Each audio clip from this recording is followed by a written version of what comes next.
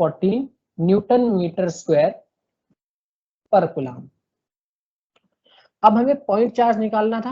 अब क्योंकि ये जो पॉइंट चार्ज है ये एक स्फेरिकल गॉसियन सरफेस में एनक्लोज्ड है जो कि हमारे पास गिवन है, तो गॉस लॉ के अकॉर्डिंग, फ्रॉम गॉस लॉ हमारे पास जो फॉर्मूला है वो क्या है, phi is equal to Q by epsilon naught, और क्यू हमें निकालना है तो ये फॉर्मूला बन जाएगा phi multiplied by epsilon naught. तो क्यू की वैल्यू हम यहां से निकाल सकते हैं। फाई कितना है, phi is -3 multiplied by 10 raise to power -14 multiplied by 8.854 multiplied by 10 raise to power -12। तो हमारे पास जो पॉइंट चार्ज की वैल्यू आ गई वो आएगी माइनस, इसको सॉल्व करने के बाद -26.56 multiplied by 10 raise to power -26। तो Q हमारे पास कितना आ गया, माइनस में 2.655 multiplied by 10 raise to power -25 coulomb. ये हमने वैल्यू निकाल ली उस पॉइंट चार्ज की जिसकी वजह से ये फ्लक्स हमारे पास जनरेट हो रहा था। अब बी पार्ट में हमसे पूछा गया है अगर रेडियस ऑफ सरफेस को हम डबल करते हैं तो फ्लक्स पे क्या असर पड़ेगा। तो इसके आंसर में हम लिख सकते हैं कि फ्लक्स पे कोई असर नहीं पड़ेगा। क्यों, क्योंकि फ्लक्स जो है वो गॉसियन सरफेस के रेडियस पे डिपेंड ही नहीं करता। तो हम इसका आंसर ले सकते हैं, the flux passing through the surface, the flux passing through the surface remains unchanged, कोई वैल्यू में चेंज नहीं होगा उसका, यानी अनचेंज होगा वो। बिकॉज, अब क्यों होगा उसका हमें रीजन भी देना है, तो हम लिख सकते हैं because according to Gauss law, according to Gauss law flux depends on, flux depends on only on the charge enclosed, the charge enclosed within the surface।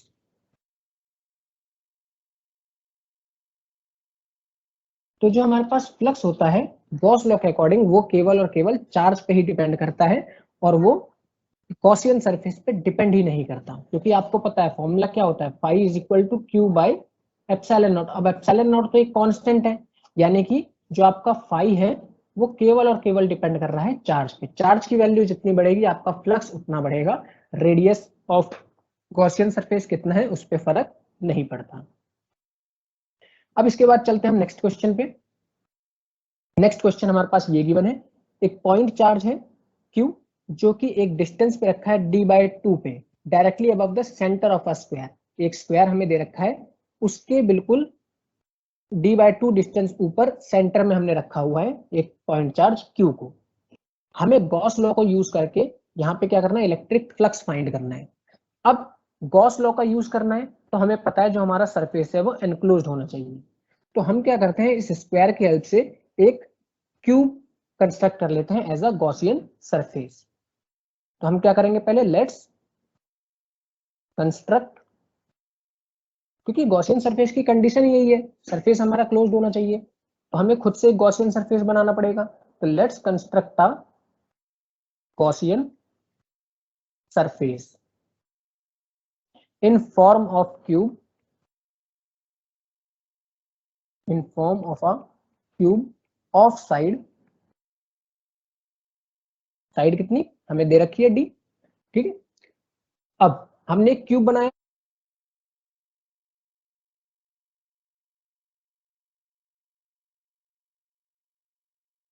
अब इस क्यूब का जो है नीचे वाला सरफेस था ये हमारा यही सरफेस है, इस सरफेस से d/2 डिस्टेंस ऊपर यहाँ पे हमारा पॉइंट चार्ज रखा हुआ है, यानी कि जो चार्ज है वो पूरी तरह से गॉसियन सरफेस के अंदर एनक्लोज्ड है, ठीक है। तो अब हम यहाँ पे लिख सकते हैं फ्रॉम गॉस लॉ, जो हमारे पास फ्लक्स होगा वो कितना होगा, Q बाई एप्सिलॉन नॉट, ठीक है। हमें क्या करना है, हमें फ्लक्स निकालना है केवल और केवल एक स्क्वायर के थ्रू, यानी जो ये वाला स्क्वायर है उसके थ्रू फ्लक्स कितना होगा। तो इस टाइप का ये क्वेश्चन हम पहले कर चुके हैं। एक चार्ज है हमारे पास, तो जो फ्लक्स आएगा यहाँ पे टोटल फ्लक्स, ठीक है, ये जो हमने फाई निकाला है ये हमारा टोटल फ्लक्स है क्यूब की वजह से। अब ये जो फ्लक्स है ये इक्वली डिस्ट्रीब्यूटेड है स्क्वायर के, सॉरी क्यूब के हर फेस में इक्वली डिस्ट्रीब्यूटेड है। तो अगर हम एक फेस की बात करें तो from one surface of the cube, cube के केवल एक सरफेस की अगर हम बात करें तो वहां से जो फ्लक्स पास होगा वो कितना होगा 1/6 टाइम्स ऑफ फाई, यानी कि हम बोल सकते हैं 1/6 times of Q by epsilon naught. तो हमारे पास जो फ्लक्स की वैल्यू आ गई वो कितनी आ गई Q/6 times of epsilon not. ये था हमारा आंसर। अब चलते हैं नेक्स्ट क्वेश्चन पे। नेक्स्ट क्वेश्चन को सॉल्व करते हैं। नेक्स्ट क्वेश्चन में क्या गिवन है, एक यूनिफॉर्मली चार्ज कंडक्टिंग स्फीयर है जिसका हमें डायमीटर गिवन है 2.4 मीटर, ठीक है। उसके पास सरफेस चार्ज डेंसिटी गिवन है 80 माइक्रोकूलम पर मीटर स्क्वायर, ठीक है। और हमें क्या करना है, हमें चार्ज निकालना है कि स्फीयर पे चार्ज कितना है। चलो इसको सॉल्व करते हैं। सबसे पहले देखते हैं हमारे पास क्या क्या चीजें गिवन है। तो गिवन डेटा में हमारे पास diameter which is equal to 2.4 metre, ठीक है। यहां से हम रेडियस निकाल सकते हैं। रेडियस कितना हो जाएगा 2.4 divided by 2 that is 1.2 metre. Third चीज जो हमारे पास गिवन है वो गिवन है surface charge density that is sigma. वो कितना गिवन है 80.0 micro coulomb per metre square, ठीक है। तो हमारे पास ये वैल्यू कितनी आ गई 80.0 multiplied by 10⁻⁻⁻6 coulomb per metre square. Micro को हमने कूलम में चेंज कर दिया, ठीक है, ऐसा यूनिट से। अब हमें यहाँ पे सबसे पहले पार्ट में निकालना था चार्ज। तो चार्ज निकालने के लिए हमें सरफेस चार्ज डेंसिटी का फॉर्मूला पता है एज सरफेस चार्ज डेंसिटी, और सरफेस चार्ज डेंसिटी का फॉर्मूला क्या था sigma is equal to Q over area. तो हमें तो चार्ज निकालना है, तो चार्ज की वैल्यू क्या हो जाएगी सिग्मा मल्टीप्लाइड बाय ए। अब एरिया कितना है, एरिया होगा यहाँ पे जो स्फीयर का एरिया है सरफेस एरिया वो कितना होगा 4πr²। यहाँ पे सारी वैल्यूज को हम पुट करते हैं। तो सिग्मा की वैल्यू हमारे पास गिवन है 80 multiplied by 10⁻⁻6 multiplied by 4 multiplied by pi की वैल्यू कितनी है 3.14 और आर हमने निकाला था 1.2 का स्क्वायर।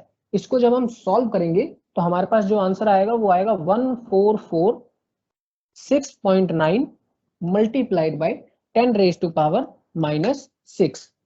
इसको करेक्ट सिग्निफिकेंट फिगर्स में लिखते हैं तो हमारे पास आंसर आ जाएगा 1.45 मल्टीप्लाइड बाय 10⁻⁻3। तो हमने फर्स्ट पार्ट सॉल्व कर लिया। अब सेकंड पार्ट में हमसे क्या पूछा गया था, सेकंड पार्ट में पूछा गया what is the total electric flux leaving the surface of the sphere, यानी कि टोटल फ्लक्स कितना होगा जो कि स्फीयर को लीव कर रहा है। तो फ्लक्स निकालने के लिए हम वही यूज करेंगे गॉस लॉ। तो फ्रॉम गॉस लॉ हमारे पास एक ही फॉर्मूला है गॉस लॉ के अकॉर्डिंग, वो क्या है phi is equal to Q enclose divided by epsilon naught. Q हम निकाल चुके हैं, क्यू की वैल्यू कितनी है 1.45 multiplied by 10⁻⁻3 divided by epsilon not की वैल्यू क्या होती है 8.854 मल्टीप्लाइड बाय 10⁻⁻12। तो हमारे पास इसको सॉल्व करके जो आंसर आने वाला है वो कितना आएगा 0.1638 मल्टीप्लाइड बाय 10⁻⁹। इसको करेक्ट सिग्निफिकेंट फिगर्स में लिखते हैं तो ये हो जाएगा 1.64 multiplied by 10⁻⁸ newton metre square per coulomb. तो इसके साथ में ये हमारा असाइनमेंट कंप्लीट हो चुका है। बाकी अगर आपके प्रीवियस असाइनमेंट्स अभी तक सॉल्व नहीं हुए हैं तो डिस्क्रिप्शन लिंक पे जाकर के आप प्लेलिस्ट को फॉलो कर सकते हैं, वहां पे आपको सारे असाइनमेंट्स मिल जाएंगे।